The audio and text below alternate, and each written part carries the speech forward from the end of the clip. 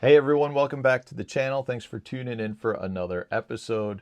The last several years, we have definitely seen trends in the fishing world to move towards making baits that mimic a lot of your small bait fish. A lot of little 2 and 3 inch bait fish style baits, little boot tail swim baits, little straight tail swim baits, little crank baits, little jerk baits. I just feel like we've really gone to downsizing our bait presentations to try to match the really small forage that's swimming around in these lakes. All fish at some point are little fry. So pretty much all game fish and all predatory fish will feed on that small bait fish at some point. And as anglers, we're trying to match those small fry and those small minnows the best that we can with our baits. And there's good reason for that. They produce a lot of good action. We catch a lot of fish on these small little baits. You catch a lot of all the game fish that are out there, for the most part, you'll catch on small swim bait style baits.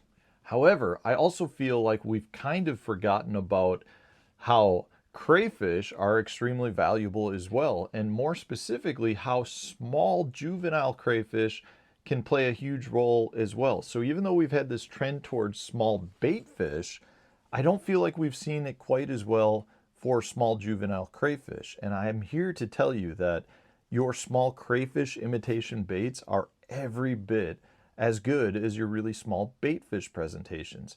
I'll catch all species of game fish on these baits just like I will a little small 2-inch swim bait. So today what I wanted to do is walk you through some of the baits that I like to use that mimic juvenile crayfish and give you a few tips and tricks and techniques as to how I like to use them. Today's video is brought to you by the Deep Dive app.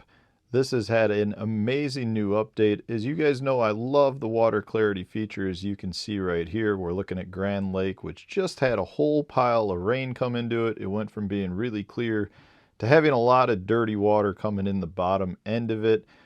Just an amazing feature to be able to determine where the clear water is versus the muddy water. So Deep Dive has just also introduced Stream Flow. Now this is a really cool feature that shows all of the water input coming into certain reservoirs and the amount of water coming in. So they measure it in cubic feet per second.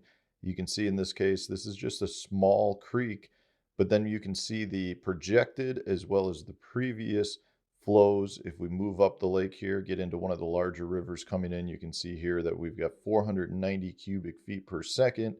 And then it shows you that there's not much of a change expected. Now, if there's some rainfall coming, I'm sure those projections will change. If we scoot on over here to take a look at Kentucky Lake and Barkley Lake, much larger river systems, the Tennessee River, you can see what the projected outflow is going to be there, 28,000 cubic feet per second. Go check the Cumberland River here. We got 9.4 thousand cubic feet per second.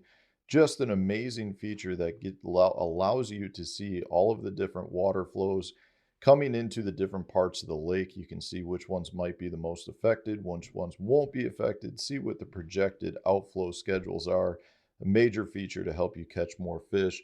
And that's on top of some of the other new features like the wind effects. Now, the wind effects is really cool because we've had wind effects as part of the app in the past, but all it did is show where the wind was hitting the shoreline the most, as you can see from the dots, the orange and bright red dots, which indicate where the wind is really striking.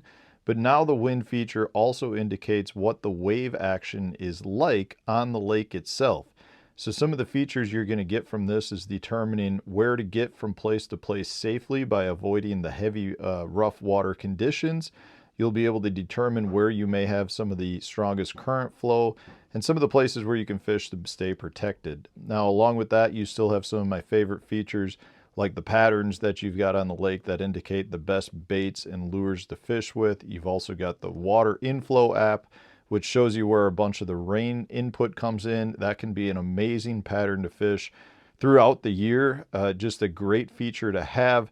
So many positive features anytime you're fishing or using the Deep Dive app. Just points you in the right direction to catch more fish. Whether you're a tournament angler or a local fun fisherman that's just out to catch a few fish, the Deep Dive app will help you catch more fish next time you're out on the water. So before I share these baits with you, I do want to point out that the two main ways that I like to fish all of these baits are either on small jig heads, like your little Ned rig jig heads, or on drop shots. Those are the two best ways that I have found to present all of these small baits. Now, what you'll see is they're all little 2.5 or smaller sized soft plastics. Now, anytime you're talking about a little 2-inch bait, there's not a lot of good hooks and ways to rig them. That's why I like to use the little Ned rig jig heads, and that's why I like to use a drop shot. Drop shot, you can hook anything. It doesn't matter how small it is, you can rig it on a drop shot. So the first bait that I really have had a ton of success with, I talk about it on the channel quite a bit, is this guy right here. This is the Berkley Power Bait Max Scent Little Super Trooper. That's a mouthful. Just a great presentation for fishing a little bit off-colored water, because these flappers do kick. They do give off a little bit of vibration, but it's a nice tight vibration. And this bait looks very, very lifelike in the water. Again, little jig head, drop shot. Can't go wrong with a little Super Trooper.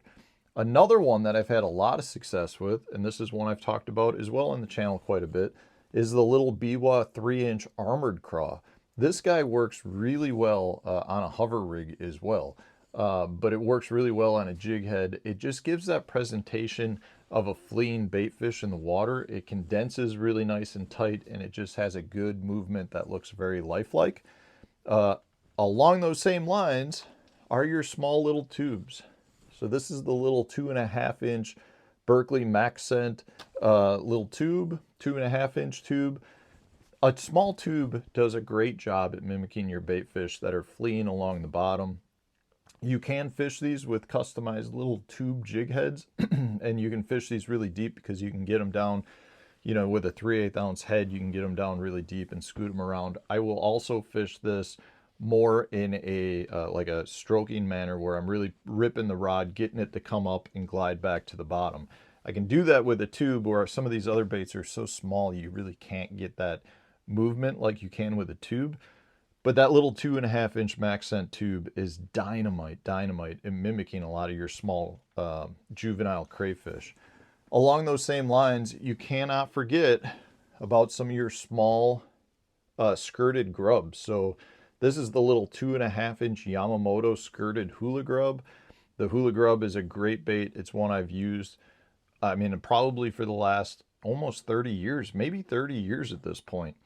And they finally came out with a little 2.5-inch size this year. I've also done videos on this bait, but the hula grub is a great bait at generating those bites.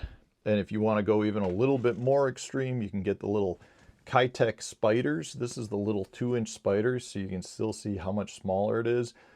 These can be absolute dynamite as well on a small jig head. Fish them on that drop shot. They just get a lot of bites from fish that are not used to seeing small little crayfish imitation baits. Along those same lines, another one that I really like is this guy. This is the Z-Man Micro Goat. This guy also has little kickers on it. Just again, a really small little profile that I like to fish on a drop shot. Gives the fish a little bit different of a presentation that they're used to seeing. You can mimic the little crayfish with it. I think at the same time, a lot of fish also think that they're small juvenile panfish.